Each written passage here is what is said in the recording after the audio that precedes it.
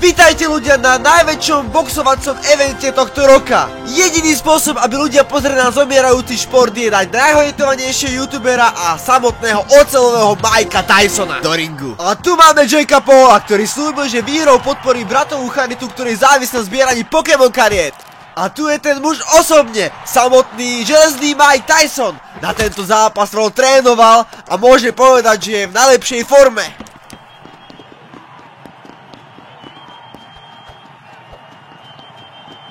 Bože, to je Mike Tyson, tá legenda.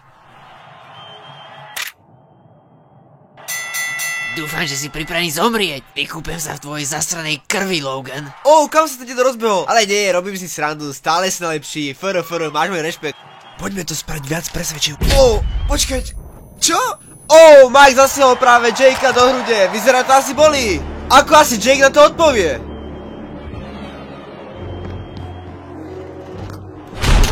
Nie, toto sa Jakeovom útesu určite páčiť nebude. Odriznem ti tvojho zasraného vtáka, Logan. A čo to teraz Mike robí? Prestaň, Mike, toto nebolo v scenári. No poď sem ti odriznú ten malý bimbas. Čože? Snaží sa práve Mike Tyson odriznúť Jakeovi vtáka? To sa určite rozhodcovi páčiť nebude. Vďaka Bohu, dostaňte ho zo mňa.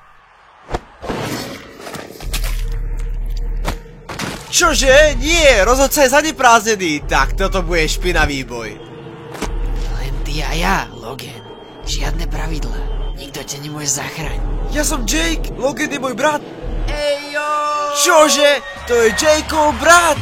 WWE superstar v úplných sračkách, Logan Paul. Som tu, bráško.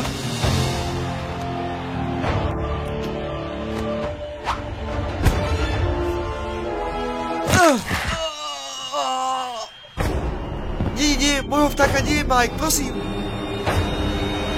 Je to dostatočne presvedčivé pre teba, Logan? Áno, skvelé. OK, a teraz ty.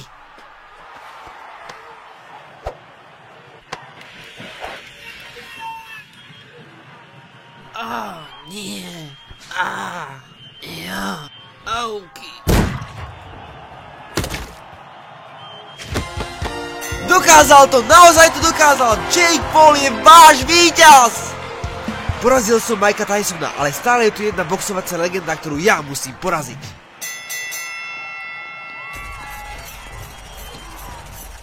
V slovenskom znení vytvorili Mixfixer ako Jake Paul a komentátor a iVixTube ako Mike Tyson a Logan Paul.